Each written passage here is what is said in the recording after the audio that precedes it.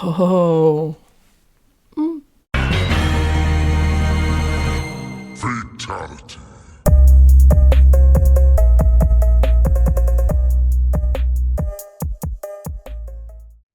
Hey there, welcome to another episode of Wake Up 3. You've reached round 60. And we are your hosts, Molly. And Cam. And this is a fighting game podcast from a couple who loves fighting games. That is right. And Cam has the mix-up this time. I sure do. And it is food related because maybe I should have eaten before this episode. Oh, But, feeling peckish? Okay. A little bit. And of course it's going to be in theme here with KOF because I am going to be talking about a KOF character. I don't think you know who it is just yet, but we'll get there. Out of Joe Higashi, Benimaru, and King, which of these characters' favorite food is fried alligator bits? Oh my god. Fried alligator bits? I'm just gonna go with Joe. You were right. You're right. What a weirdo. Yeah, yep. Okay, so you've got Benimaru and King left. Next up, you don't have to answer right away either. Maybe you can wait till you hear both of the foods. Between Benimaru and King, who prefers, or whose favorite is sashimi, pasta, and coffee? Wow, all of that? Yeah. Do you want to hear the other character? Yeah. Okay. The other character likes vegetables and wine. So we got a coffee drinker and a wine drinker. Right. And then there's right. Joe, who's just like, give me a plate of alligator bits. Yeah, absolute freak. Gross. I think I'm going to go with Benimaru is the sashimi pasta. It's two things. It's sashimi. Yeah, I know. Oh, sashimi, pasta, and coffee. That is Benimaru. You got it. And then that leaves King as the vegetables and wine enjoyer. It's funny that you did choose King and that her favorite foods are vegetables and wine because it was just Vegetables Day in Japan. That's right, And yeah. SNK chose to share Seth as the lover of vegetables. For some reason. I feel like I would have gone with King. Maybe they're saving her for Wine Day. Maybe. Whenever that happens to be. I guess Seth only likes vegetables. Just vegetables. Maybe.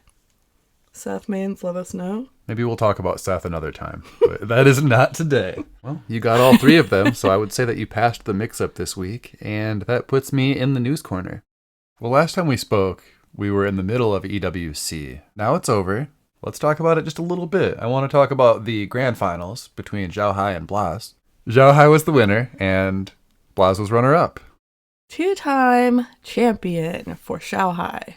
That is right. It's going to be exciting to watch Blas from this point on. A hunger is being crafted with all of these close grand finals and whatnot.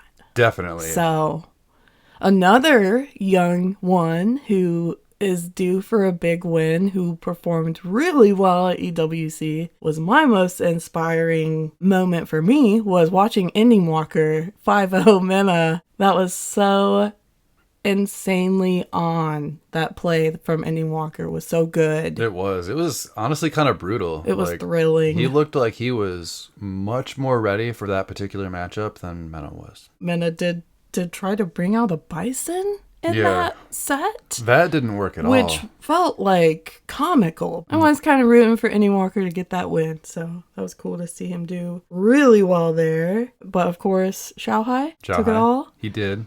And he is the two-time, back-to-back, first ever and only, so far, EWC Street Fighter 6 champion. Now, going into this final day, who were you rooting for? Well, initially, I was really rooting for Itabashi Zangief. He was my number one to take it all. And then things kind of changed because he picked Marisa and just lost, just got swept as Marisa. So that didn't really work out too well. I was really hoping to see some kind of sick Zangief. I wanted to see that walk-up throw kind of play that we usually expect out of him. But he went all Marisa. So unfortunately, that didn't work out. After that, my focus kind of switched over to Goichi because I thought it would be really cool to see him win EWC in multiple titles. For those that don't know, he was the City of the Wolves winner this year. That didn't work out either, though, unfortunately. What about you? Who are your favorites going into the day? the final day. I think I'm with you on the Go Ichi pick because that just would have been insane. And I also feel like he's been on another level. I think probably just him or like, you know, my underdog pick of Indian Walker. And then, yeah, that Marisa pick was a heartbreak for Itabashi. It was. Yeah. After every match, I was just thinking like, please character pick. select. Please make another choice. It's not Itabashi Marisa. Yeah. But yeah, I too always enjoy seeing him play, and he's one of those players that always seems to have such a good time too. Yeah, he looks like he's having fun with everything that he's doing, whether he's winning or losing, and I think that's really inspiring. That's why I'm such a fan of him and wanted to see him go far. It came down to a veteran versus a young man. And I really liked Xiaohai's winning quote. Maybe old man can still keep and going. Yes. I love it. Yes. We'll see what unfolds next year. But that concludes the EWC 2025 Gauntlet. Yeah. In other news, the Mortal Kombat Legacy Collection announced its final 3 games. And those are Mortal Kombat Mythology Sub-Zero, Mortal Kombat Special Forces, and Ultimate Mortal Kombat 3 WaveNet Edition. I think this is pretty exciting on all 3 of those fronts. Those are probably the games that are going to sell me on the collection the most. No one expected WaveNet Edition. A lot of people didn't even know WaveNet Edition existed, me being one of those as well. If I had ever heard of it, it was long since forgotten because it was one of those things that nobody ever expected to be able to play. What is it? It is Ultimate Mortal Kombat 3 in arcade, of course, but it has different balancing, and it was something that you had to play on specific cabinets, and it would play online against other people on those cabinets around the country. That was way ahead of its time, something that did not continue. It was experimental, and essentially until now, lost media. If you weren't there, you didn't get to experience it, and now you do. No. So yes, that will be part of this collection, which I would almost say is, you know, it's the cherry on top. It's the icing on the cake because this is truly treasure. Yeah, it's crazy. I can't believe this is being given to us. Mm-hmm. You know, I honestly never expected to see this. It's essentially going to be vanilla Noob Saibot that no one has ever, I mean, few people have experienced. Right. But Noob Saibot version 1. This is it, and we're going to get to play it. Yeah. Very cool. But not to ignore the other 2 titles, because I'm very excited about these as well. Same. But this collection is going to be really exciting. So, if that doesn't sell you on it, I don't know what does. Maybe the Game Boy port of MK2 will bring you in. The black and white one. We'll see. Good luck with that. Yeah. And now for what we've been playing since last time. We've been playing some Street Fighter 6 as usual. That hasn't changed really. Yep, that's always the Juri versus Elena matchup in this house. Sometimes I feel like I've got it, and then other times I feel like I just question everything in the game. So I don't know what it is exactly. Like there are times where like I'm just really on point. I'm like, yeah, this is it, and I've got all the sauce, and I'm making moves. And then there are other times where I just feel like I can't get any offense started, and I'm sure that's just an experience thing still. Yeah. But that's where I'm at right now. I think my only Elena update is just that I'm trying to get better with her role. Because right. I feel like that's probably the most involved her gameplay gets, is that role. It's quite the accessory. So I've been trying to get a grasp on that because honestly, I've been a little out of control with it so far at this point. So I'm trying to tighten that down right now a little bit more. I feel like since you've been more conscious of it, I've already noticed being on the other end that, yeah, it's a little bit to deal with, you know? You've got the multiple options. So I've just got to be aware of what you're going to do or guess. Oh, I do want to say, since we're talking about Elena, I must right my wrongs again. Last episode, I mentioned that when we were talking about Rody-Birts, I mentioned Elena's, I called it her forward heavy punch, but it is just heavy punch for any Elena heads out there. There's no forward involved. It's just heavy punch. Well, speaking of Rody-Birts, up next, we've been playing a little bit of Art of Fighting 3, of course. I'm still playing Rody-Birts. I don't know if that's a surprise to anyone, but... It's not a surprise to me. I mean, I thought maybe you would, I don't know. Did you think I was going to go full Lenny Creston after the one match that I had where I accidentally picked her and then won without knowing what I was doing? I just hoped and prayed that you wouldn't. I'm sorry. I just had to. A single match with Lenny Creston made me realize that, yes, she is top tier. I don't want that getting out there. She seems top tier. Don't tell anyone this. They I don't don't want to see more Lenny. She's so goofy. At least personally speaking, I'm feeling pretty good with Rody-Birts. I'm a lot more aware of my spacing, and combos are starting to get a little bit better and feel more natural. And you're still... Kasumi. Right, of course. Kasumi. Yes. So that hasn't changed, and we're still enjoying these characters. Haven't really swayed from that. No, and it's been fun. I feel like I'm getting deeper into my character, and I feel like I still enjoy everything about this character. The list goes on, if you can believe. We've also been playing more King of Fighters 2002 and King of Fighters 15. Yeah, so we are expanding our King of Fighters play. I've been really enjoying both of these games, 2002 and KOF 15. I'm really surprised overall at how different the balancing feels in these games, because characters that I enjoy in one game, I may not really, I can't get a feel for in another. So it's interesting jumping back and forth between 2002 and 15.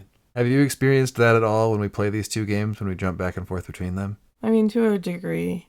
Okay.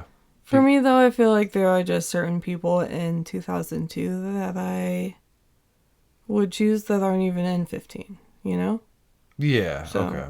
So it's not where it's like you like one in one game. Because, example, I love playing Andy in 2002, but I can't get a grasp on him at all in KOF 15. So I've just dropped him from my pool of potential characters. We've kind of been focusing on 15. We have been, yeah. Yeah, we've actually been narrowing down our character choices in 15, and it's taken quite a while, but we've had a couple of play sessions that were a lot longer recently, trying to just narrow down our teams and figure out what order we want our characters to be in. And I think that has been kind of the most interesting part to me, because there are times where, like, yeah, I know which people I want to play, but what order do I put them in, you know? Mm-hmm. Where do I want my potential meter dump to be? Yeah, first we kind of just came up with a pool of people that we were interested in, and then kind of set them up to where we thought, first, second, third, where they need to go. And then in experimenting with those placements, things changed, things moved around, people dropped off the list completely. I mean, we've really actually been doing a lot with this. And I think the funniest thing is that we've gotten to a point where we definitely have one person on each of our teams that is a main. Like, they are there no matter what the lineup is. And my main just so happens to be the worst character in the game. Doesn't feel like it to me, but I guess I'm just new. You're just a low tier hero. Yeah. There you go. I like that. Yeah. Yeah. No, ain't that just the way? That's just how it seems to be. You just fall in love with a character, and then psych, they're actually the worst character on the roster. Didn't you know that?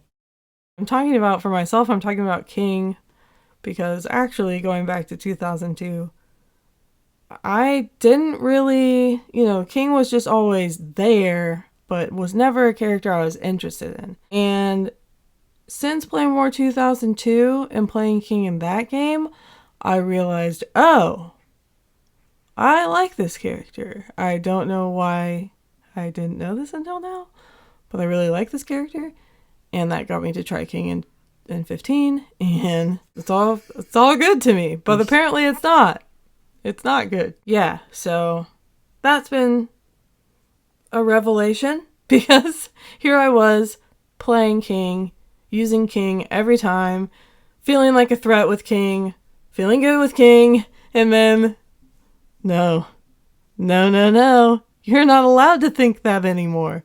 Your character's trash. I think that's so funny, though, because we haven't played since finding that out. So Okay. Now gotcha. you've just got that looming overhead. Oh, like, dear. I main the worst character. But I don't think you need to worry about it. You've already been cooking as king. I feel like the only character that I have right now that can like stand a chance one-on-one is Chris, and even that is tough. I have to be on my guard at all times because if I slip up, I feel like I just lose the life lead so fast against King. It's those oppressive fireballs. With that, I think the only other thing I have to say about King is all of this King play recently from you in 2002 and in 15 really makes me want to go back and play Art of Fighting 1 on Super Nintendo and just see how she feels in that. At this point in time, give me your team. Like, what if you had to choose a team to compete with right now? What is it? If I had to pick right now, I would start with Hinako in my first slot. Second slot is probably the most open one, and I think at this point I would pick either Sylvie or Iori. You have to make a choice. Oh my gosh, okay. I think at this point, second slot would probably go to Sylvie. And my third choice is completely locked in as Chris. Okay. Regular Chris, not Orochi Chris. Now this is interesting because I was also putting King as my last spot, my anchor. Right. And then the more different lineups I was trying, I started to think like, oh, well, King's like my favorite, like my main, the character I want to be able to play the most. I'm just going to put her at the front. Right. And go from there. So I kind of flip-flopped from that thinking that Cam went with putting your solid choice at the end. And I put King in the front. But yeah, for now I'm going King, Nakaruru for some Sam Show representation, and Elizabeth. Okay, I saw you hesitate on that third one. Yeah, because it's been, my third spot has been kind of fluctuating. So yeah, it's not really set, but the first two are pretty much definites at this point for me.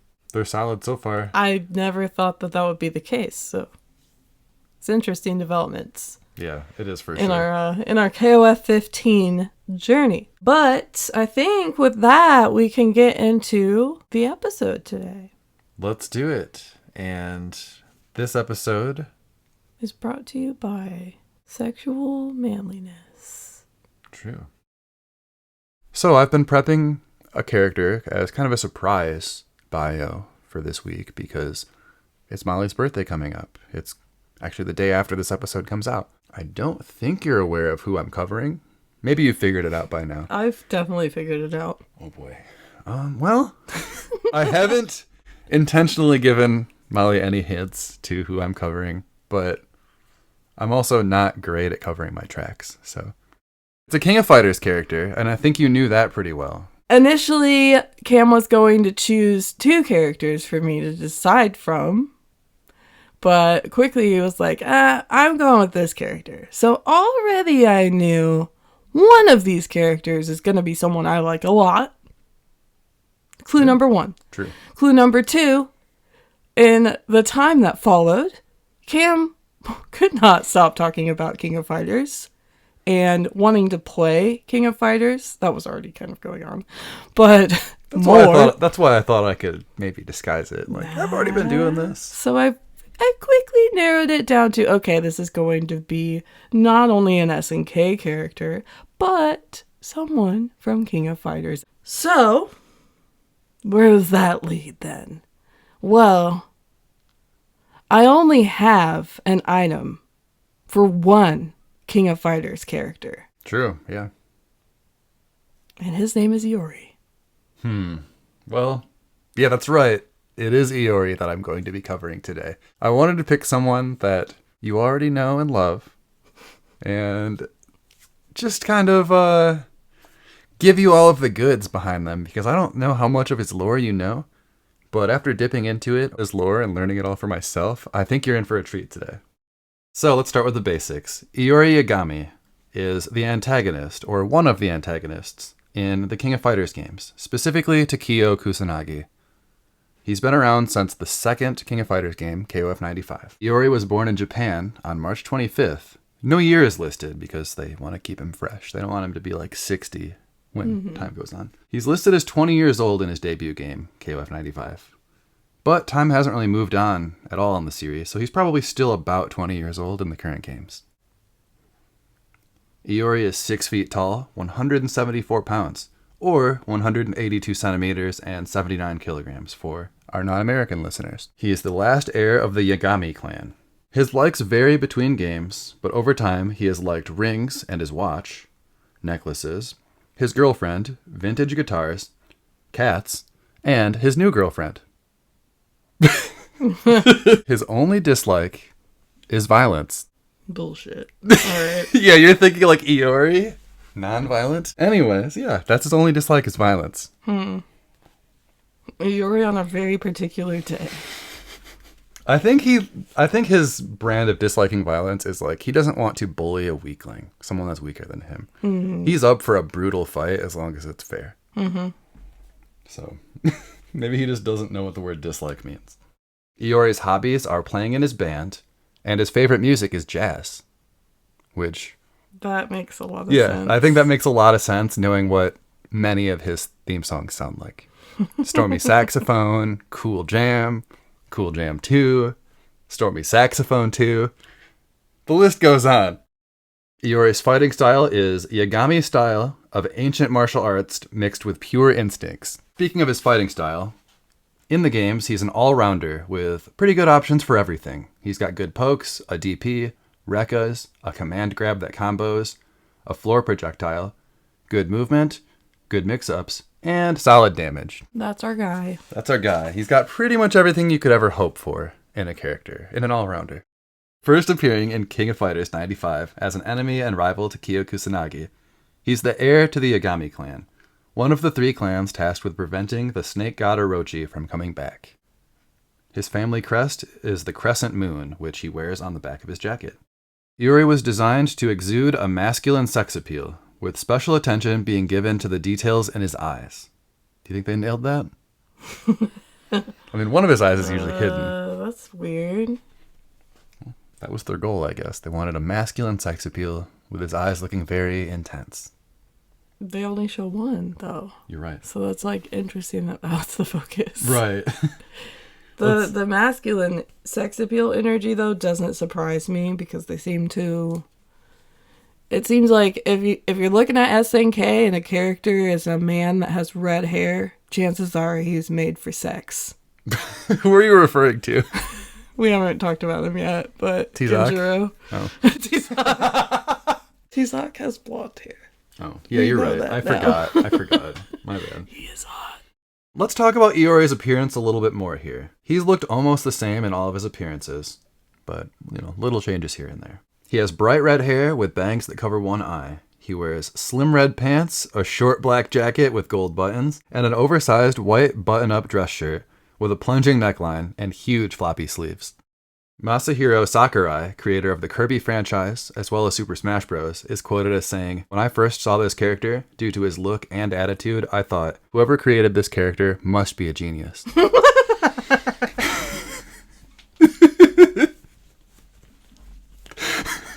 I love that. Yeah. He's so right. He's right. Let's talk about Iori's story a little bit, jumping all the way back to King of Fighters 1995. He's not in 94. What? Yeah, he's not in 94, so he's only... How can you start the franchise without him? They're like, we need to put some gas in the tank. Yeah, well... Yeah, you're right, they did. They needed somebody for... They needed a foil for Kyo, because he wasn't going to hold interest long enough on his own, I guess. Sorry, Kyo. I'm going to actually go back in time prior to the events of KOF 95 and talk about his family history from hundreds of years ago. The Yagami family tree. Yes. 660 years before KOF 95 takes place, Orochi's seal began to weaken. The 3 clans decided to move its vessel into another location. Wanting to disrupt their unity, one of the Hakeshu killed the Yasakani leader's wife, which... The Hakeshu is actually the 4 heads of Orochi, the people that are trying to bring him back. Under a disguise, the murderer then approached the Yasakani head and reported that the Kusanagi clan was responsible, saying that it was atonement for letting the seal weaken. To add more fuel to the fire, the corpse of his wife was found in the Kusanagi homeland. Angered by the revelation, the Yasakani made a blood pact with Orochi to gain the necessary means for revenge. Gaining a forbidden technique, the Yasakani clan renamed themselves as the Yagami clan. So that wasn't even his real name. nope, it was Yagami. It used to be Yasakani. Right. So all of the people in the Yagami clan, or Yasakani as they used to be known as, are under the belief that Kyo's ancestors killed the Yasakani leader's wife, and they think that because the body was found in Kusanagi territory. So it's all one big misunderstanding, and that's where the hatred for each other in these two clans begins. It kind of gives a similar vibe to Scorpion and Sub-Zero being sworn enemies, but really it's just Quan Chi pulling the strings. Definitely, yeah. In KOF 95, Iori teams up with Billy Kane and Eiji Kisaragi, who I believe we just talked about last episode, of Fatal Fury and Art of Fighting fame. I thought this was interesting because Hero Team, Kyo's team, is composed of Kyo, Benimaru, and Goro Daimon. Iori joins Billy and Eiji as a way to enter the tournament and get to Kyo. Along the way, he defeats Omega Rugal and mocks him for not being able to handle a tiny amount of Orochi's blood. Iori states that only the bloodline can control such power, before attacking Billy and Eiji and claiming the power for himself. So only the Yagami bloodline could handle such power as the Orochi blood. Okay. So he just attacks his own teammates, knocks them out, takes that power for himself. Alrighty. Interesting. Yeah. Moving on to King of Fighters 96. Mature and Vice approach Iori with news that his rival Kyo will be at the KOF 96 tournament. Something he surely could have figured out on his own. He agrees to team up with them as long as they vow to help him kill Kyo. He doesn't kill Kyo, but he does happen to kill Gonitz, who turns into wind and blows away. Gonitz with the wind. Yeah, Gonitz loving that wind. Iori taunts him while he dies and tells him to run back home to mommy. Iori then has he won't be running, No, Iori. He'll be gusting. Gust back home to your mother. Iori, you robbed him of his legs. Yeah, he can just blow now. He's just wind. Iori then has a change of heart, or more accurately, a change of blood. The riot of the blood kicks in, and he goes Orochi Iori for the very first time and kills Mature and Vice. He just tears them both apart with his bare hands. Oh. You're like, oh, okay, fair. Moving on to King of Fighters 97. Yeah, we're just going to blow right past that. Just like Gonitz with the win past the killing of Mature and Vice. Yeah. I mean, that's how it ends. It ends with him just killing these people and standing there. So Mature and Vice, they were introduced in 96 and they are no longer around. Good. KOF 97. Iori finds out that Kyo will be at the KOF 97 tournament via the local news. So yeah, he could have figured it out on his own in 96. But good thing Mature and Vice were there to die later. The news has got it handled. Yeah. Mature and Vice can rest peacefully because the news has Yeah, the local news is on the case. He decides to enter the KOF 97 tournament as a solo fighter, which is something I didn't know you could do. Before the tournament begins, he begins to suffer headaches and hallucinations, as well as shadows of Mature and Vice, who taunt him over his inability to kill Kyo. So they're appearing to him in visions and taunting him. Iori reaches the final match of the tournament and has to fight Team CYS, Chris, Yashiro, and Shermie. He defeats them, only for Yashiro to start monologuing about how it's too late to stop them and how they finally have enough energy to reawaken Orochi from his 1800-year slumber. Yashiro kills Shermie, and then himself, and Chris gets the final energy needed to transform into Orochi himself. Iori's riot blood kicks in again, and he grabs Orochi by the neck, holding him in place. Kyo and Chizuru join him at this point. Kyo gives Orochi the strongest punch of all time, and Chizuru traps him in a magic mirror, sealing him away again, hopefully for good this time. What possessed Kyo to help Mr. Riot Blood? Because Orochi is the ultimate threat, and you need to put aside your differences to deal with him. Even when Iori's running around with Riot Blood? Yep, even then. I mean, Iori could have easily just decided, I'm going to use my Riot Blood to kill Chizuru and Kyo, but he was able to overcome that power and just take down Orochi. Grabbed him by the neck, held him in place. Kyo delivers an extremely strong punch, and Chizuru locks him away in a magical mirror. I do want to point out that Orochi triggers the riot blood and commands Iori to kill Kyo and Chizuru. He resists, though. Iori resists because no one tells Iori what to do. And that's when he grabs his neck, and the three of them work together to seal Orochi away. We transition here from the Orochi saga to the Nest saga. We now move on to KOF 99. I did skip 98 because that is a dream match where all of the characters that were in 94 through 97, living or dead, come back for this one gigantic crossover. Iori and Kyo are unlockable characters in KOF 99, and neither of them really have any story relevance. King of Fighters 2000. Iori and Kyo enter as single competitors again. I guess Iori really started something back in 97. Once again, no story relevance. Iori just continues to hate Kyo. KOF 2001. This year, a secret agent named Seth invites Iori to join his team. Iori makes it very clear that teamwork is irrelevant to him, as he could easily take down entire teams by himself. He disappears near the end, when Seth, Vanessa, and Ramon are trying to save everyone from getting destroyed by a meteor that Ignis summons. Iori had to leave for a private match with Kyo. Iori's like, yeah, you keep that team shit to yourself. I've got a bonus fight in traditional SNK style. Yeah. He did warn him after all. He's like, hey, I don't give a shit about this teamwork aspect. We then move on, and we skip KOF 2002 because that is the next dream match game. That's got everybody from 99 through 2001 in it. So in King of Fighters 2003, Iori teams up with Kyo and Chizuru again at the request of Chizuru, who thinks that the current tournament may be linked to Orochi.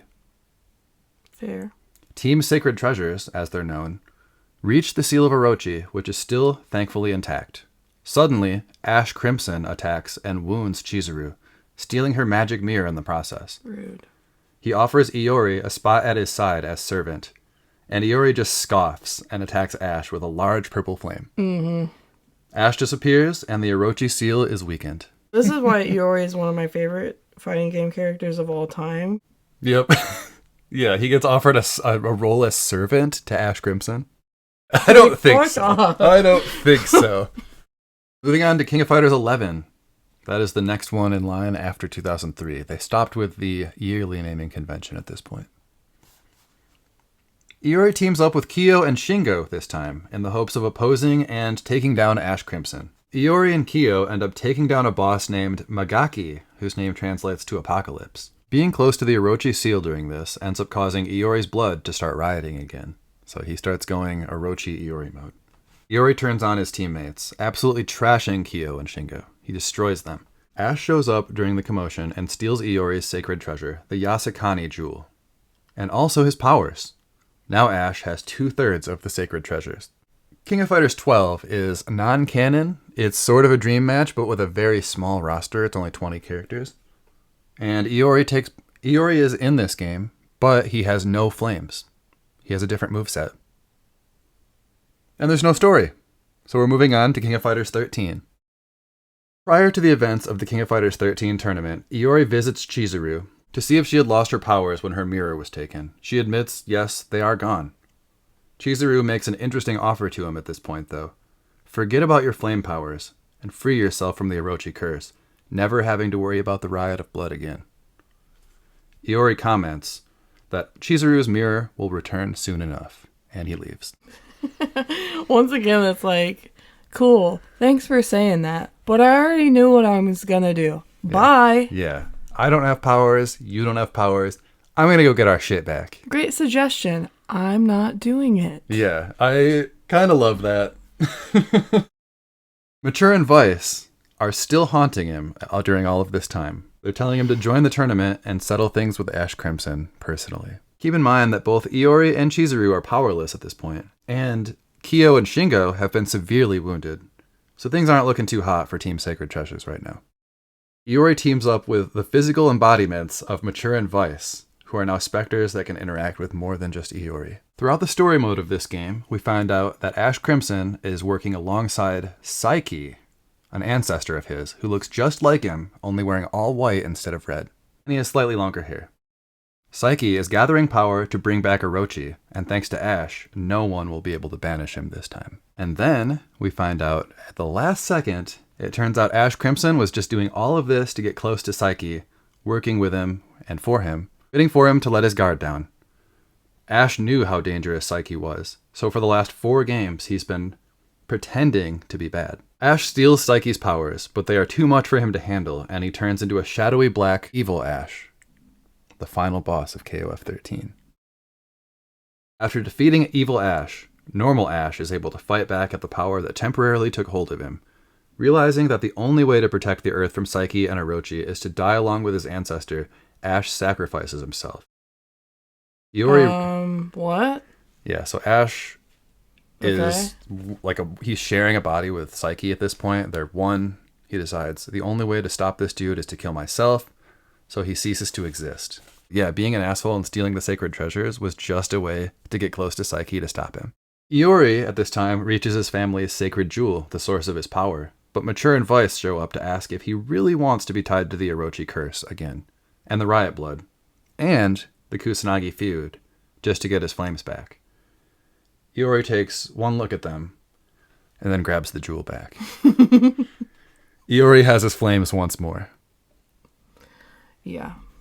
Stupid question, girls. Yeah, what do you think I'm here for? You knew the plan when I brought you here. Moving on to King of Fighters 14. After defeating Verse, the new big bad, Verse explodes into a bunch of souls, scattering across the world. Many of these souls are those of long-dead fighters, which opens the door for pretty much anyone to come back in future titles.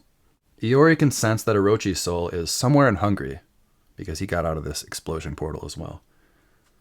And Iori meets up with Kyo and Chizuru to seal Orochi away again. Wouldn't want him to come back in a future game, would you?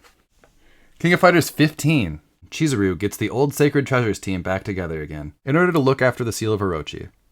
Now, a new monstrous enemy has appeared named ReVerse. Team Sacred Treasures doesn't have much involvement in this main story, but they do worry that this monster could awaken Orochi. Once they're sure that ReVerse is gone and the seal is safe, Iori and Kyo decide it's time to settle their beef. Chizuru is surprisingly cool with it this time, just warning them not to go too far, as a new threat could show up to threaten the seal at any time. The camera fades to black as the fight begins, and then we get one final scene of Kyo meeting up with his girlfriend. This is about Iori. I know. We don't see what happens, so are we to assume that Iori lost? Probably not. He probably beat his ass. No, Kyo's going to his girlfriend for consolation. I think you're right. That's what that's about. Iori's just off chilling because he won. I did read somewhere that Iori has never lost one of these matches. He's just let Kyo live because they need to continue their rivalry. Yeah. So, there you go. A few of his other appearances I want to talk about. He's been in various visual novels, handheld titles, crossovers including CVS 1 and 2, SVC Chaos, Neo Geo Battle Coliseum, offshoot titles like KOF Neo Wave and KOF Maximum Impact, and a ton of mobile games that I wish we could get in America. Some of those are Days of Memories, SNK's Darts. Iori is one of the dart players in it. Neo Geo Tennis Coliseum, KOF Mahjong, KOF Volleyball, and Metal Slug Defense, which we actually did get that one. And so many others. There's so many titles that he's appeared in. He's also been in multiple anime movies, manga, and even a terrible 2009 live-action King of Fighters movie. I would like to highlight a few of his appearances here. In the Game Boy version of Real Bout Fatal Fury Special, he's a hidden boss. And in Garo, Mark of the Wolves, he is in the background of Hokutomaru's city stage. Yes? He is. Yeah, he is. I've never noticed that. Yeah, so he's in the background of Garo, and he's a hidden boss in the Game Boy version of Real Bout Fatal Fury Special. So he has been in the Fatal Fury universe a couple of times. And this is my bid, my plead, to put him in City of the Wolves as a DLC character in Season 2. Yeah. He's been teased. This isn't out of nowhere, and he would be a perfect fit. He would also bring in a ton of people because he's one of the most popular characters of all time. A little bit of trivia. Let's talk about Iori trivia a little bit. I think you're going to really enjoy some of these. Iori is the guitar player in an actual SNK band called Band of Fighters. Or BOF for short. This is actually an alt universe to the main KOF. But I just really want to talk about this. BOF is a band consisting of Iori on bass, Kyo on guitar, Athena on vocals, Nakaruru on keyboard, and Terry Bogard on the drums. Terry would be a drummer. What He the would hell? be, yeah. In the pictures I've got, his hat is backwards, and What the hell? yeah, he's just slamming away. Okay. The band solves their problems by singing and dancing instead of fighting. In 1996, Band of Fighters actually premiered IRL at Neo Geo World, consisting of 5 animatronic robots that sang King of Fighters related songs. Wait, where did this come out? This happened in Japan at Neo Geo World. So this is a real place? Yeah, this is a real place. There's an actual amusement park? Yeah, That's real? There was. Oh. There was. They were stretching, Oh. part of why they went bankrupt in 2000, they were spreading their money in too many places. Okay, every time I see this as a stage in King of Fighters, I just think like, yeah, in their world. But this was real. That place was legitimate, and there was a band of fighters that was animatronics. Think Chuck E. Cheese. Yeah, but I want to Yeah. see this. Yeah. Well, I've got pictures I'm going to Good. show you. That's so cool. They had actual King of Fighters related songs, and they were voiced by the voice cast of the then current King of Fighters 96. Wow. Oh my god. That's so cool. Yeah. I thought you would enjoy that, and I'm just going to show you a picture. I think you guys should also look up Band of Fighters while we're pausing for me to show this picture to Molly, because I love it. I'm going to show you an illustration first. Okay, I want to see the real thing. What the hell? Oh my god! It's not what you're thinking it's gonna look like. I'm gonna say that right now. What did you think it was going to look like? Much more like animatronics and less like mannequins with hair. Like there's actual like this is a wig on Iori. I know. This is crazy. It looks fucked up. They did not even try with Athena. No, Athena looks bad. Terry looks cool, though. Yeah. Oh my god. That's so great. Yeah, don't you wish you could go back in time and see Band of Fighters live in concert at Neo Geo World? I wish. I really do. That is so good. Thought you would enjoy that. I love it. Next up on the trivia list. In Super Smash Bros. Ultimate, Iori is in the background of the KOF Arena stage. There is also an Iori DLC costume for the Mii fighters that you can be, so you can dress like him if you want to. Next up, Iori goes by the name of Miss X in SNK Gals Fighters and SNK Heroines Tag Team Frenzy. He is the host of the Queen of Fighters tournament here. She's also an unlockable character. I played through this game. It's a Neo Geo Pocket Color game, and it's pretty fun. I enjoy these. But I played through the ladder without issue until I got to Miss X, the final boss of this game, and then I died 4 times in a row before I beat her. Yeah, so classic SNK boss difficulty. In SNK Heroines Tag Team Frenzy, Miss X was DLC in this game, and had an alternate outfit that looked a lot like Kyo's classic schoolboy look. I like that. I think Yeah. That's funny. Yeah, it's really silly. And in this particular game, instead of just being in a dress, there was different lore behind it where Kukri, the guy that controls sand and apparently pocket dimensions, turned a bunch of characters into actual ladies. So Miss X is actually female this time.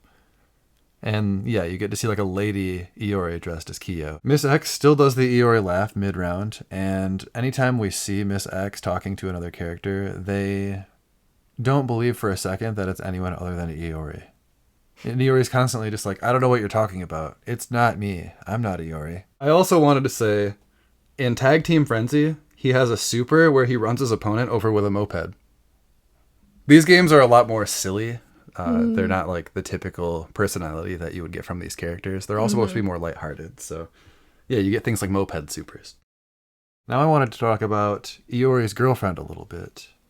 This isn't canon. This actually came from a manga series that came out in Hong Kong titled KOF vs. SNK Millennium Battle. This manga has a scene in it where Iori is standing at the grave of his girlfriend, reflecting on the past. So she's dead in this.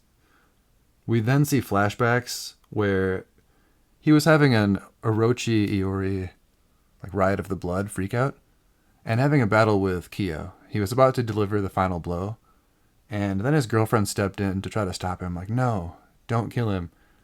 But he was in riot mode and he killed her. the final blow went to his girlfriend instead. So he's just reflecting on this, and he's just thinking to himself. Since then, Iori says that he hasn't known a single day of happiness, and it also added to why he hates Kyo so much. He feels like that should have gone to him. But of course, this isn't canon. It's just one of those little interesting things that I found out about his girlfriend. There wasn't too much out there about her. In SVC Chaos, when Dimitri hits Iori with Midnight Bliss, he becomes Miss X. In Neo Geo Freak, this magazine from 1998, here are Iori's responses to the questions they asked. What is your aspiration in this competition? Iori says. Don't know. Who would you like to fight the most? Iori says. Don't want to say. Who would you like to team up with? Or who would you not like to team up with? Iori says. No one. What is KOF for you? Iori says. It's boring. And finally, please give a word to your fans. Iori just says. No. It's Iori. Like, that's what you why get. are you trying to interview Iori? Why are you trying to guide Iori through anything? Honestly. Let him do it. Yeah, seriously. Just let him do his thing. Leave him alone. Yeah, leave him alone. He's just here. Just don't talk to him. In another volume of Neo Geo Freak in 1997, there was a character poll, and he was voted as the 6th favorite character with a total of 1,292 votes. 209 of those votes were from male fans, and 1,083 votes were from female fans. So, he's popular with the ladies. Wow. Yeah, I thought that was a pretty big disparity. That was in 96? That was 97.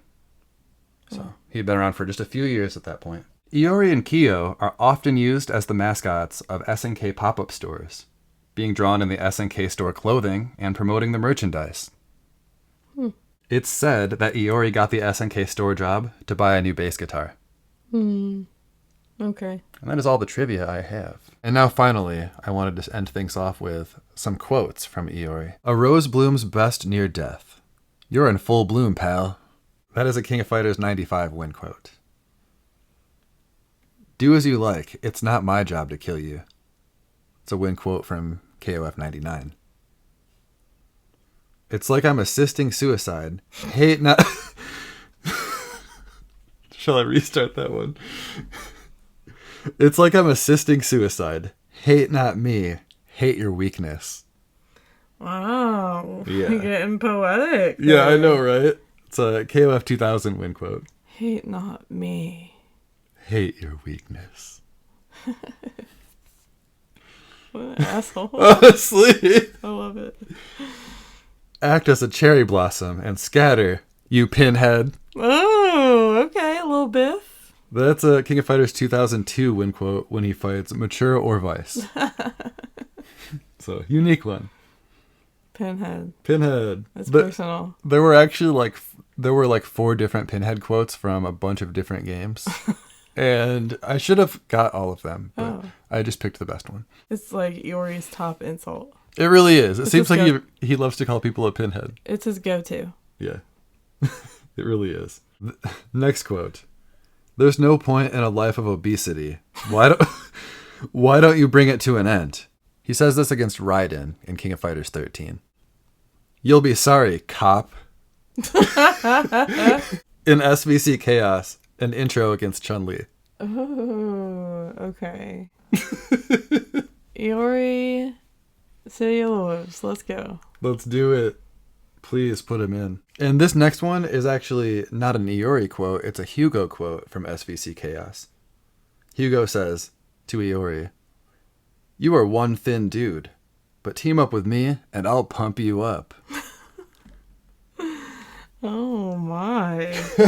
Alternate universe where Iori's mega buff. Yeah, he's mentoring under Hugo to become a gigantic wrestler.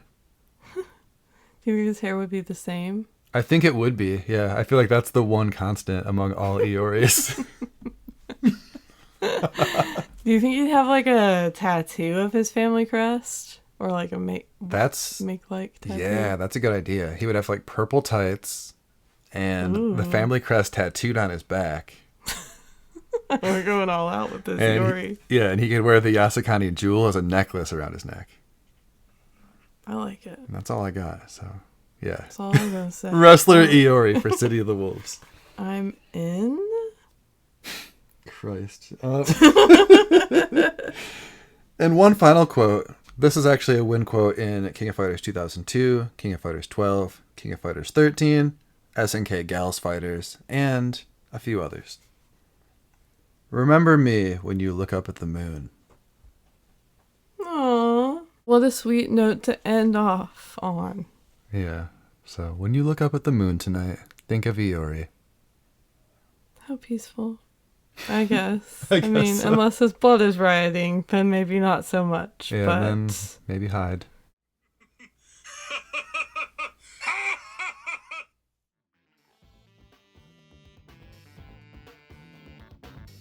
thanks for listening to another episode of Wake Up 3.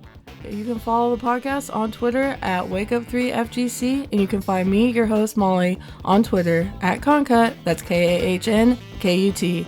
Cam, where are you? I am also on Twitter at bigruckonline. This is Wake Up 3, signing off. Bye.